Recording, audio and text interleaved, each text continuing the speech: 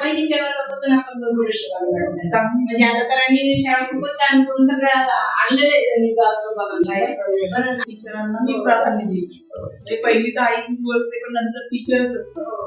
जे काय घडतील ते टीचर वेळ घडतील. जे काय डॉक्टरांची कोण असतं बाळात शिक्षकांचा हातच टीचर होते. माझे टीचर रिटायर झाले पण ते जे विद्यार्थी आहेत ते आजही माझ्या वडिलांना गाडी घेऊन भेटायला येतात.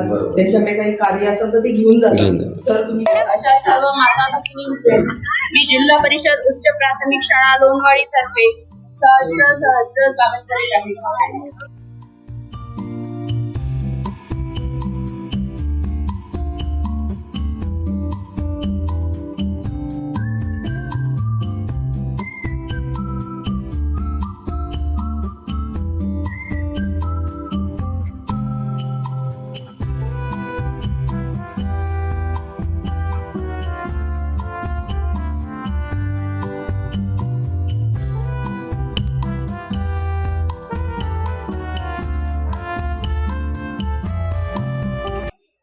या शाळेचे मुख्याध्यापक, सर्व शिक्षक आणि आज ज्यांचा पहिलं पाऊल हा कार्यक्रम आपण घेतो आहोत असे चिमुकले विद्यार्थी, बालमित्र हो आणि बंधू भगिनींनो, आम्हाला खरोखर आनंद झाला. एक अतिशय उत्कृष्ट असा कार्यक्रम या शाळेनं आयोजित केलेला आहे. मी आज प्रवेशित होत असलेल्या या सर्व बालकांचं खरोखर अभिनंदन करतो, कौतुक करतो, स्वागत करतो. किती केला तरी आदर कमी पडतो, किती केला तरी आदर कमी पडतो, पुढे आई तुझ्याही ईश्वर कमी पडतो. माता पालक म्हणून आपण या मुलांच्या शैक्षणिक प्रगतीसाठी नेहमी तत्पर राहावं, शाळेला मदत करावी. मला ऐकायची खूप इच्छा होती परंतु आता वेळ पण कमी आहे. तर साहेब आम्ही आमचं काय म्हणणं आहे ते तुम्ही ऐकून घ्या. आपल्या गावासाठी, आपल्या लेकरांसाठी, आपल्या पुढील भविष्यासाठी. मी आल्यानंतर मला कसल्याही प्रकारची अडचणी उद्भवलेली शाळेच्या शिक्षणामध्ये. नमस्कार सगळ्यांना. जगाच्या एकूण कारभारामध्ये महिलांचं काही योगदान आहे त्या योगदानाचा सन्मान करण्यासाठी म्हणून जगभरामध्ये उद्या जागतिक महिला दिन साजरा केला जातो. मूल वडिलांपेक्षा आईचं फार जवळ असते. बाप बाहेर सगळं जगाला तोंड देत, समस्यांना तोंड देत काय काय करत असतो, परंतु मुलांची काळजी घेणं, मुलांचं हवं नको ते पाहणं हे आईच करत असते.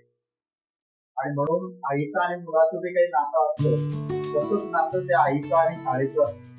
महिला सगळ्या जबाबदारीनं आणि सक्षमतेनं पेलतात आणि ते सगळं पुढे घेऊन जातात. मूल ज्या भाषेत बोलायला शिकतं, पहिली भाषा जी शिकतं मूल, त्या भाषेमध्ये जर त्या मुलाचं प्राथमिक शिक्षण झालं तर त्या मुलाचं शिकणं खूप सोपं, सहज आणि सुंदर होतं. आमचा अजिबात आग्रह नाही की तुम्ही तुमची मुलं आमच्या शाळेत टाका, या शाळेत टाका.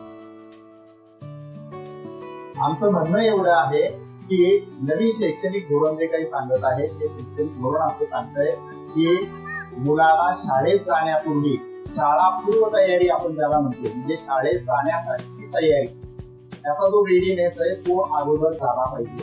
तुम्हाला इथं बसलेल्या पैकी बहुतेक सगळ्यांना आठवत असेल किंवा आमच्या पिढीतल्या तरी सगळ्यांचा अनुभव असा आहे की पहिले 15 दिवस पोरांची शाळेत बैठण्यातच जात होते. त्याचा फायदा काय होईल की मूल एका ठिकाणी बसायला शिकेल, त्याची एकाग्रता वाढेल आणि मुलांचं शिकणं सोपं होईल म्हणून आपण हा शाळापूर्व तयारीचा सगळा घाट या ठिकाणी घातलेला आहे.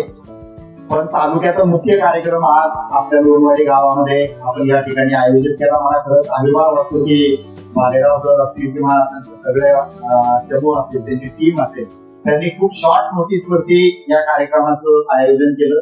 म्हणजे परवा अंधारीला एक कार्यक्रम होता आणि त्या कार्यक्रमामध्ये मला भालेराव सर म्हटले की सर आम्हाला आमच्या लॅबचं उद्घाटन करायचं आहे, तुम्ही येता का? मी म्हटलो मी येतो, पण माझी अट अशी आहे की तुम्ही हा कार्यक्रम जर तुमच्या शाळेत आयोजित करणार असाल तर मी आणि खुर्चे साहेब नक्की तुमच्या कार्यक्रमाला येऊ. आपण कमी वेळेमध्ये अतिशय सुंदर, नेटका आणि खूप चांगला कार्यक्रम या ठिकाणी आयोजित केला. त्याबद्दल मुख्याध्यापक, त्यांचे सर्व शिक्षक, विद्यार्थी आणि आपण सगळेजण भरभरून आलात या कार्यक्रमाला प्रतिसाद दिला, त्याबद्दल आपल्या सगळ्यांचे देखील मनापासून आभार मी प्रशासनाच्या वतीनं व्यक्त करतो.